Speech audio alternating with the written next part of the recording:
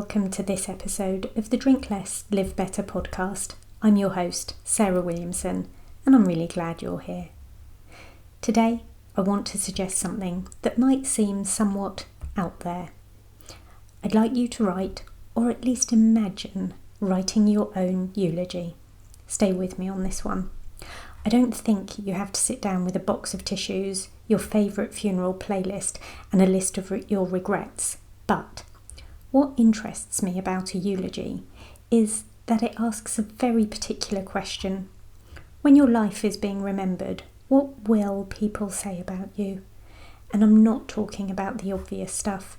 Your name, when and where you were born, your job, where you lived, the places you travelled to, the things you bought, the number of promotions you had, the impressive things you managed to squeeze into your calendar. I mean, interesting or not. I'm thinking about somebody who genuinely loved you, standing up and speaking about your life. What would they say? What would they remember? Maybe they'd talk about the way you made other people feel, the way you made them feel. Perhaps there was a particular kind of humour that followed you through your life. Maybe you were someone who noticed when another person was struggling and quietly made things easier for them. Perhaps your children remember the ridiculous games you played when they were little, like, is it a spider or a tickle? No, so it's just my kids that'll get that then. But perhaps your friends remember the conversations that somehow lasted 3 hours when you'd planned to just pop in for 20 minutes. And these are the things that make a life feel like a life. I sat on one of my good friend's hospital beds this week, and she showed me the start of the eulogy she'd written for herself. Well, she said, I know myself better than anyone else. I am the best person to write this. Yes, you are, I agreed. So we laughed through it, we added to it, and we cried. 'Cause it's rubbish, really. But I think writing your own eulogy can be surprisingly useful because it moves your attention away from achievement and towards depth and meaning. You get to decide and talk about what mattered to you.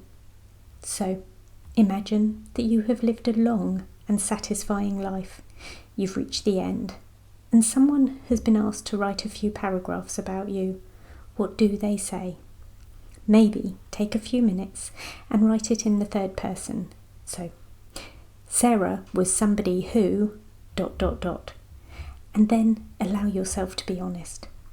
Perhaps you'd like them to say that you were brave enough to change direction or to make unconventional decisions.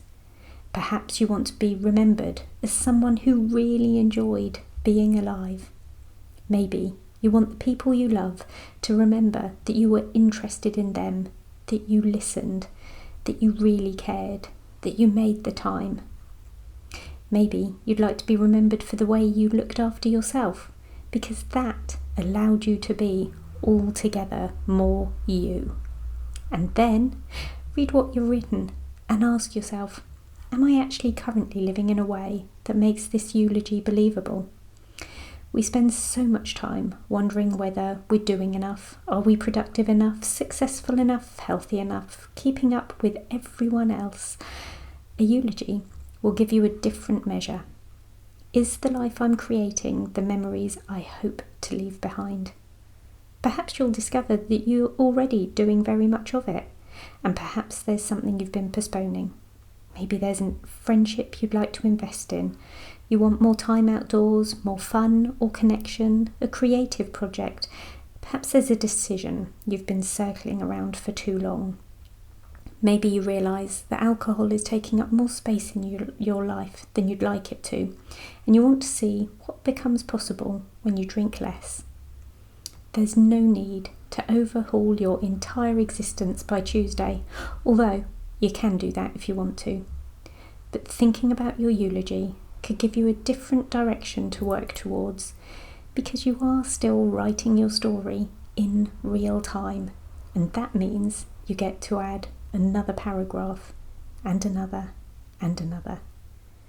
Thank you for being here with me today. You can find me online at drinklesslivebetter.com, where you'll find lots of supportive resources. Check out today's podcast show notes for a link to a hidden podcast episode that will help with your 5 p.m. cravings and details about my one-to-one life coaching and sober coaching programs. And P.S. I believe in you.